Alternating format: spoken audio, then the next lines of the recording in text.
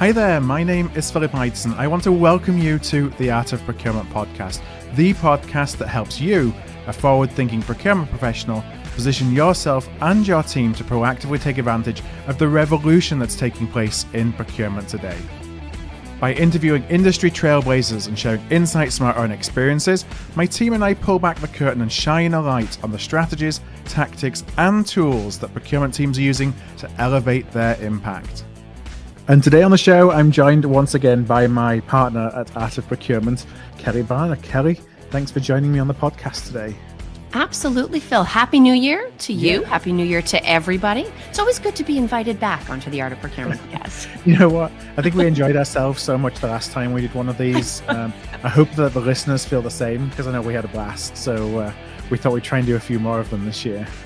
Absolutely. And there's always so much more to talk about than we have sort of official slots to talk about it in. So if we can create a few of these opportunities to share the behind the scenes, give people updates on what the real day-to-day is like in terms of the content and the experiences we're working to create, I think everybody wins. Yeah. And, we've been hard at work since we all got back, really working on new events and webinars and white papers. And I don't know how we fit it all in sometimes with all the different things that we have going on in trying to bring content to the community. But what we've been spending a lot of time on is our first multi-day virtual event. We have these thematic events throughout the year that fit in between all the webinars and the podcasts that we do, that we really try and focus on one theme for each one of those events. And so we've been working hard on digital outcomes, which is going to be February 15th and 16th, I believe.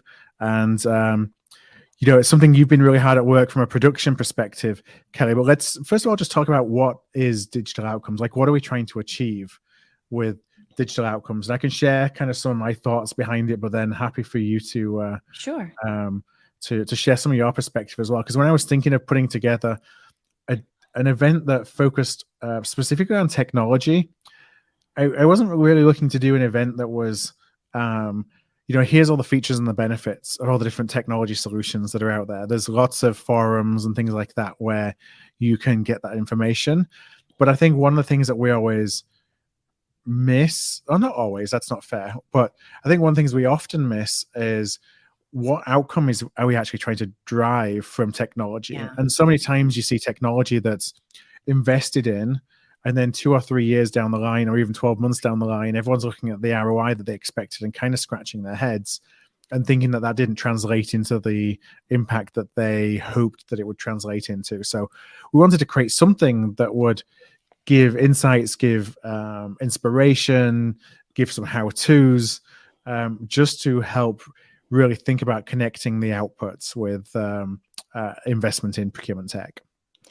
Yeah, well, and it's interesting because we talk about digital so much, almost to the point where we don't say it anymore.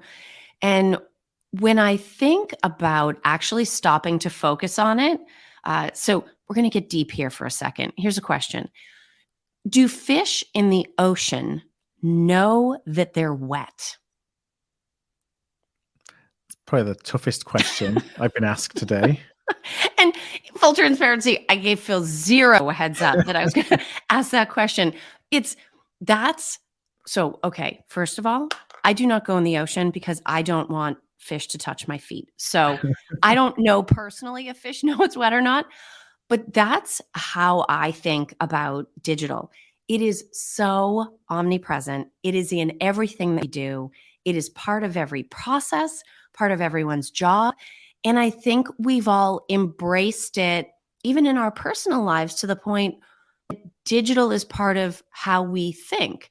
Mm-hmm. And so the power of digital outcomes is stopping to not think about digital transformation or digital procurement or, digital risk or digital that.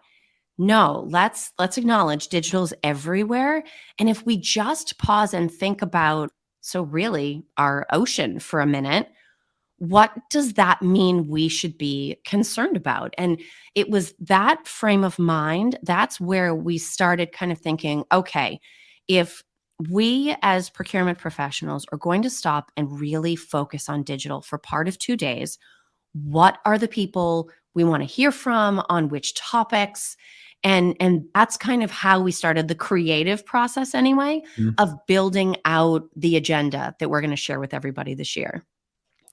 Yeah, and that agenda is, we have some speakers who are, it will be their second or third time speaking at some of our events, for update kind of conversations, and there's others that have never spoken at an art of procurement event before that we're really excited about, that we've got to know, over probably the past 12 months or so, and in some cases actually even before that. So there's a broad range of topics that we're going to focus on. Why don't we talk a little bit through the agenda and some of the conversations that we do have scheduled? So let's talk about that first session, the kickoff session on the first day. So this is really interesting. So I interviewed Jaime Gracia last year for the Sourcing Hero. And one of the things that struck me from my conversation with him is that if you're in the US and somebody mentions to you how the federal government operates, things like frictionless and good experience probably don't come to mind. And yet this team, so he leads a team at the US Department of State, they are absolutely next level when it comes to procurement user experience. They've gone on this whole journey to figure out where are the issues from a process standpoint, from an information standpoint, from a technology standpoint, and they have totally redesigned the way procurement works so that it serves their users. And so I'm very excited to have him join us in this format, both because it will be a different set of questions, but also because he's now, let's say 12 or 18 months further down the road on the journey that we spoke about on the Sourcing Hero. So he's actually who we're kicking the event off. Maybe a new voice for a lot of people in the art of procurement community, but a session, when you think about digital, probably the first association that comes to mind is this idea of experience. He's going to be an exceptionally interesting person to have in on that topic. Yeah, and this actually, it wasn't necessarily planned this way, but we did a couple of polls so far where on LinkedIn, where we have gone out to the art of procurement community to ask questions around investments in digital procurement. And, there were a couple of questions or a couple of polls that we ran. One of them was, we asked, in 2023, our procurement organization intends to prioritize digital investments based on, and the options were improving user experience, procurement outcomes, company outcomes, and external market conditions. And we're going to talk in more detail about these polls in the event itself. But it's really interesting to see that the number one priority for digital investments in procurement next year is actually improving the user experience, which speaks exactly to the conversation that we're going to be having with Jaime. It does. And also to procurement's maturity journey. I mean, we finally embraced the idea that we can't win if our users don't win first. And so interesting that then second is procurement outcomes, because it's sort of like improving that user experience really is the only way to drive better procurement outcomes. So everything kind of follows on. So clearly our thinking is the same as your thinking if you participated in that poll. Yeah, and that second poll, the question was, what is the greatest barrier to realizing or demonstrating the ROI of digital investments? The potential answers were adoption, being able to quantify the benefits, implementation, and functionality. And the top of that poll was adoption at 42%. And adoption, in my experience, I talked to a lot of providers about this as well, is a lot down to the experience, the user experience. Can somebody come and use a tool, a platform, and figure out how to use it on their own with no training? And then the next time they need to use it in 6 months, come back and it feels like it's familiar. And that really is where the notion of digital has changed our thinking as human beings, because we all use lots of different e-commerce sites, different service websites, all different kinds of digital things in our personal lives. And you absolutely never, ever have to attend a training class. And so there's this expectation that if it is designed right and handed to me set up the right way, I should be able to right from go get to what I need quickly and easily, at least until I get to maybe some type of next level usage. Mhm. And that expectation is clearly being carried into the B2B sphere from a digital standpoint. Now, one of the sessions that we're going to be having is with Matthias Gutzman. Matthias has been on the Art of Procurement pod recently, and I know a lot of folks will know Matthias as the founder and the head of DPW, or Digital Procurement World, the event so far in Europe that has really been successful and done a great job of bringing together the procurement community. But one of the things that Matthias also does at DPW is help organizations kind of scout for up and coming emerging providers or technology providers that can help with whatever challenges or specific problems that they're trying to solve for. And this is really, I think, it's hard. The more that the technology space explodes, the harder it is for procurement professionals to look at that landscape and be able to figure out, one, what do I need? Two, what's emerging that's actually really interesting that I should be keeping my eye on? And three, how do I differentiate between everybody? Yeah. So we're going to be talking specifically about some of the ways that you can think about actually looking at that big landscape and determining who are the ones that would make sense for me as a procurement organization to think about working with as I'm looking at my tech stack. And then as you look at that tech stack and even come up with a short list, how do you run a pilot? It's very easy to say, oh, don't do a full-blown implementation. Just pilot something new. Just pilot it. Are you kidding me? That doesn't make it any lower risk. It doesn't make it any less work. You're probably in some ways doing a little bit more work because you're taking the path less traveled.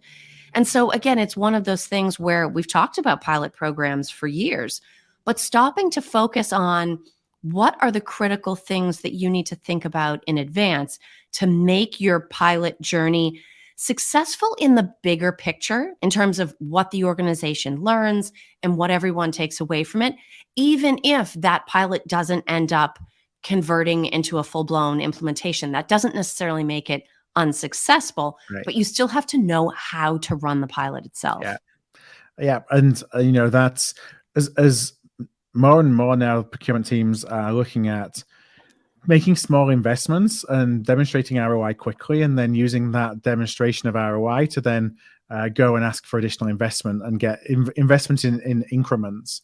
And so the ability to run successful pilot programs is a huge part of that process of being able to ultimately build the tech stack that you want over time, but not necessarily, going and asking for all the money in one big lump sum, which is getting harder and harder to justify with more constrained budgets that we're seeing. And every single dollar has to be placed strategically. So no, it may not be the full cost of an implementation, but you're still selecting that pilot over a consulting engagement, over a part-time hire, over some type of market intelligence investment. And so you still do have to be careful with that decision, even if it's less money than a full implementation. Yeah, and demonstrating that quantifiable benefit, which was Agreed. that second greatest barrier that we found in the poll that we ran. And I'll admit, so it's not win and lose with these polls, but I was thinking, I picked the wrong option if I didn't pick the first one. I definitely picked quantifiable benefit. Mm-hmm. And I actually think that goes back a little bit to my question about the fish. By the way, I want answers as people are listening to this. Does anybody happen to know if fish realize they're wet? Because given my time working at Emptoris back in the day and helping companies implement, digital today is the path forward, and it's generally considered table stakes. So if we think about it from a decision-making standpoint as I must go digital because things are distributed and that speeds things up and allows me to use optimization and analytics and all that, how am I supposed to think about that ROI? How am I supposed to measure the specific benefit of that solution? Because basically the barrier to getting it was, do I have to have this? Yes or no? And if the answer is yes, you're not necessarily thinking about improvement metrics. So absolutely an interesting tie into the poll results there as well. Now, one of the outcomes that we are definitely striving to achieve when we introduce new technology in procurement is to make sure we're not opening up the business to more risk through cybersecurity, an area that I certainly know when I was a professional, it wasn't something that I was particularly clued in on. And it's becoming increasingly important, especially as pretty much all services, are kind of merging into some kind of technology-enabled solution, whether it's full technology or whether it's, SaaS-supported services. I love the title that you came up with for this show. So why don't you introduce this next session that we're going to have? Okay, so this session is going to be called Cloudy with a Chance of Cyber Risk. So if you've ever seen Cloudy with a Chance of Meatballs, this is my digital version of that. Jo Peterson, that will be our key guest for this session, she is the perfect person to bring in because while she has expertise in cyber risk, cybersecurity, and cloud technologies, with my little cloudy pun there, she's accustomed to speaking to non-IT people about decisions and implications for the business as a whole.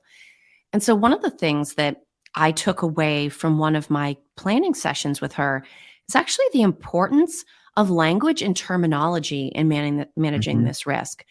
So for instance, if procurement has partnered with some type of supplier and we're not so concerned necessarily about the cyber risk between our company and theirs, but we're trying to determine if they are keeping themselves up to date such that they are making sure their cybersecurity is in order, it doesn't position us very well to call them up and say, hey, supplier friend, you got this?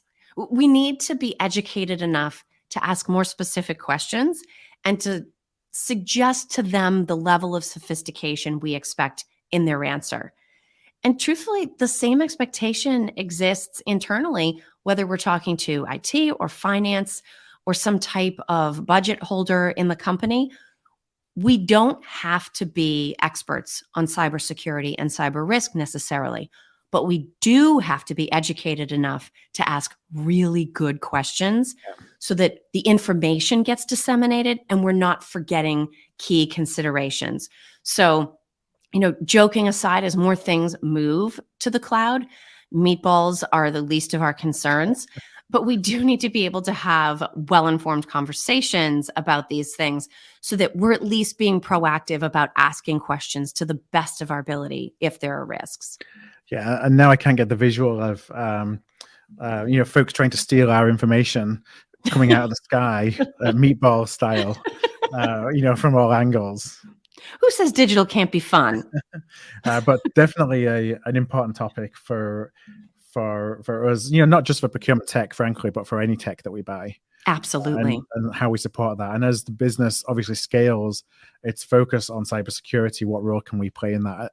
More than just having a questionnaire that we hand off to cybersecurity folks to do an assessment on and then hand back a red, yellow, or green rating. How can we be informed so we can be part of that conversation? And that's so funny because that's exactly what I said to Jo when we were level setting about the session. I said, let me just paint a picture. Here's your 80-20. 80% of the time, procurement's interaction with cybersecurity is taking a questionnaire that IT or InfoSec probably created for us, sticking that template into our RFP, having the suppliers fill it out, exporting it, and sending it to IT to review. As long as they don't call us up and say, whatever you do, don't work with this company, we're kind of assuming we're all set, but hope is not a strategy. Yeah. And so, certainly this is sort of like we talk about category expertise. If that exists in the business, we need to be smart about leveraging it, but it also can't be a direct pass through. We need to be a little bit more heavily involved in that than most of us probably are today. Now, there's just a couple of other sessions we should talk about today. One of them is, it's probably more procurement focused, like inward looking.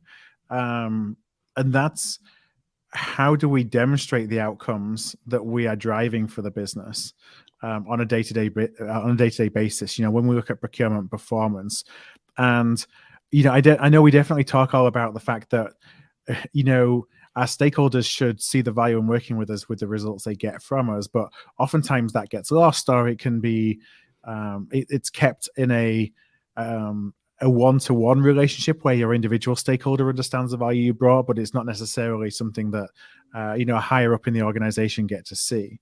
Yeah. So we're going to be talking a little bit about procurement performance and demonstrating the impact of the value that we are able to create across all the various different projects and value levers that we pull. Well, and the interesting thing about this, coming off of thinking about some of the different terminology involved in cybersecurity, we have the same challenge here. So if the goal of this session is to help procurement position to succeed in 2023 and beyond, the first step is for us to define, what does success look like and how are we going to measure it? Yeah. Because increasingly, although metrics like savings, like spend under management, are probably not going away, they pale in comparison to the actual responsibilities and contributions associated with procurement over the course of the year. And so it's not about replacing them so much as it is adding to them, so that our measures and definition of success are as robust and broad as the work that we're doing during the year. And so I think, again, in the context of digital, stopping to think about, how do we redefine success? What else can we measure? How should we think about it or communicate about it to the rest of the organization? It's important to stop and focus on that. And I'm going to be very interested to hear from both Blesson Curian, who's from Thermo Fisher, and also Keith Bartholomew, who's from Brinks, a couple of very well-known companies. I love getting to hear that executive level practitioner perspective on these topics, because that brings such an element of reality to the discussion and keeps it away from being abstract, which we definitely do not want our measures of success to be. Yeah, and I think from memory, Keith comes from a CFO background as well, doesn't he? Yes. So I'm always love those conversations, because we always assume what the CFO may want in terms of performance measures. Actually hearing what does keep them up at night and the role that procurement can play. And I know this is the truth for any stakeholder and any executive stakeholder that we deal with, but hearing the realities on the ground, I think just maybe changes the perception sometimes of what's important. We talk a lot about the fact that we've conditioned a lot of the stakeholders to only think that we can do one thing. And so that's the only thing they expect from us. So that's the thing they ask us for. So actually understanding what it is that keeps them up at night that we can play a role in supporting helps to try and reframe those conversations. And in many cases, find productive ways to demonstrate that we've already done those things. So we're not just saying, yeah, we know you come to us for savings and contracts and suppliers and all that, but we've added this new line of services. It's not that at all. We've been doing all of these things all along. It's simply about communicating the fact that we have that experience and positioning it as us having already had successes, which in a way is sort of like the process we would need to follow if we did tech pilot and it was successful. We then need to communicate that to the organization. The exact same thing exists when we're thinking about expanding definitions of success, measures of success, and how we can align with and support the business. We need to be able to demonstrate to them our experience and capabilities and what that means to them in their role. And then the last session that I want to touch on today is one that is always really interesting. We're bringing back Jack Freeman. Jack's a partner at Peakspan Capital and has been a regular speaker at our events and also on the podcast. We actually collaborated a couple of years ago with Jack and the team at Peakspan to put together one of those kind of spider charts of all the different procurement tech solutions across the landscape. And it's only exploded even further since then. So this conversation is going to be more on what the supply market looks like for procurement technology, an investor's view of what that looks like, and perhaps some of the challenges that are being faced by providers in the by procurement technology providers, but how that's kind of driven from practitioners too. I mean, it's a fascinating, looking at the pre-interview that we did, which is kind of what we do to prep for these, there were some fascinating points that, don't want to go into all of them right now because I want to save some of them for Jack's own words. But it's just fascinating to look at a VC's perspective on the pace of change in procurement and whether individual, examples of change, whether they represent the entire pace of the change across the profession or not. Well, and it's interesting. And again, to your point, not to steal Jack's thunder, but one of the interesting considerations he brought up is if you think about, okay, we've got this amazingly thriving startup market within procurement. So you've got all these new ideas and new ways of doing things. And on any adoption curve, you're going to have the innovators and the early adopters. Mhm. And yet, they don't necessarily represent the interests of the market as a whole, which is what any of these startups needs to find a way to access if they're going to become stable enough to either have a larger presence in the market or potentially be acquired, something that sort of guarantees their longer term existence and success. And so thinking about how many really truly innovators are there when you think about bringing in new procurement technology, it is a tiny little fraction, probably. Yeah. And the thing that makes them innovators and so excited about the technology probably has very little in common with what the mass market is like. And so these companies are faced with a challenge because their literal first step off the ground is associated with being able to attract these innovators. And yet, if you build the solution too much around what they want, it will be unadoptable by enough of the rest of the market to ever gain Mhm. traction. So it's anybody that's taken any kind of entrepreneur's journey knows that these phases of growth and adjustment and evolution are a natural part of it. But stopping to think about that and the different, even personality types or mindsets when it comes to decision making and procurement and who's piloting what and what do they consider to be a success. I think this will be a really good session in terms of tying together some of the different things that we've learned and really kind of opening everyone's eyes to the true challenges that exist and just how hard it is to have a startup that does gain that traction and either get the funding they need or meet the expectations of investors so that they can continue growing. Yeah. It is not an easy journey. It sounds like you made some references to crossing the chasm there, which is something that actually we did a podcast on at the start of the year. And you and I are working on a session for digital outcomes where we dig into a little bit more detail about what that kind of maturity journey looks like for the adoption of not just procurement technology, but the adoption of this notion of procurement as an advanced technology enabled function. Well, and the interesting thing about it is that the book certainly wasn't written specifically for procurement. Right.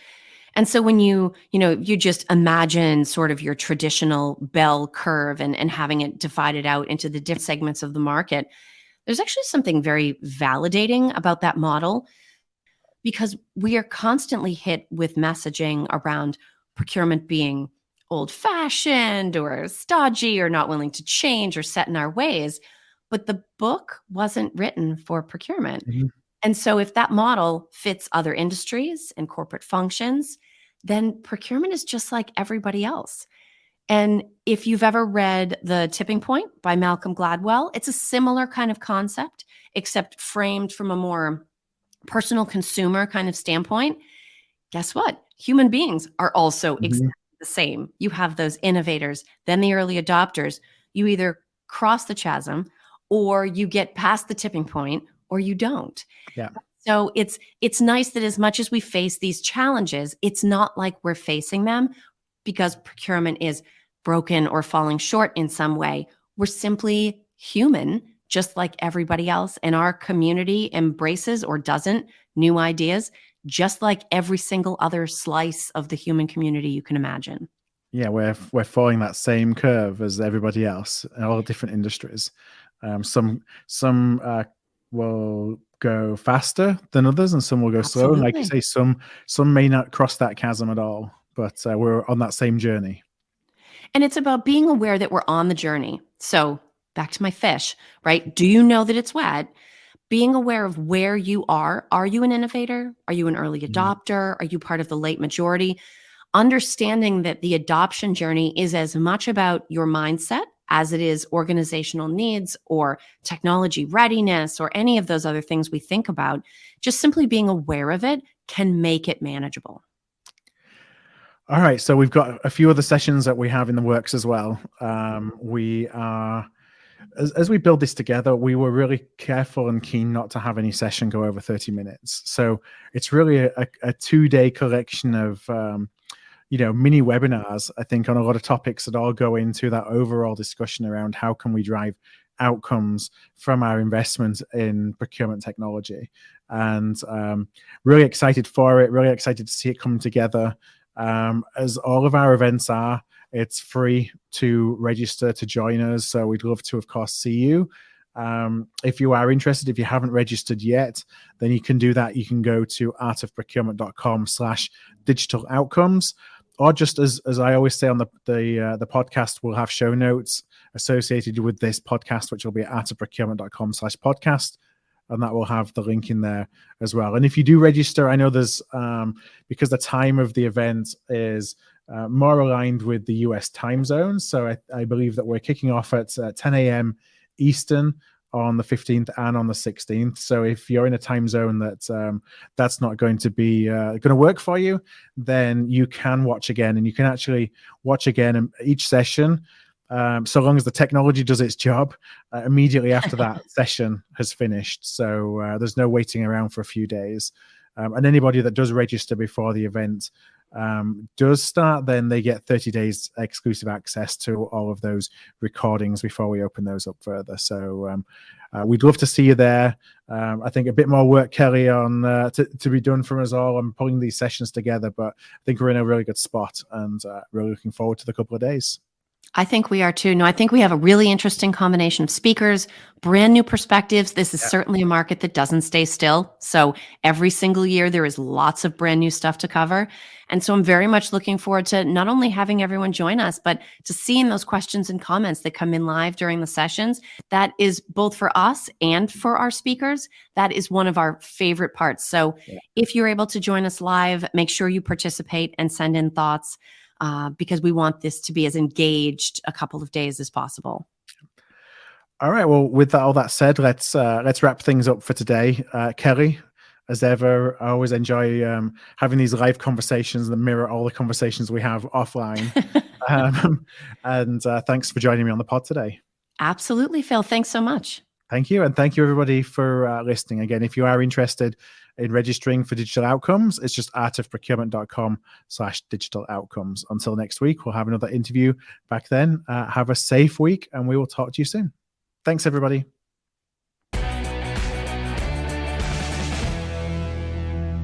If this episode struck a chord with you, please do send it to somebody.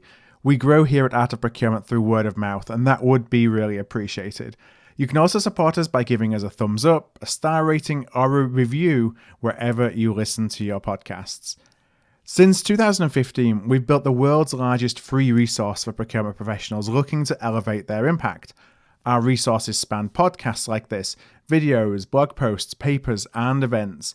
To join us on the inside and to ensure you never miss an episode, a webinar, event, or a post, please do subscribe to our weekly newsletter, This Week in Procurement. You can do that at artofprocurement.com/subscribe. That's artofprocurement.com/subscribe. Thank you for joining us today, and I look forward to seeing you again soon.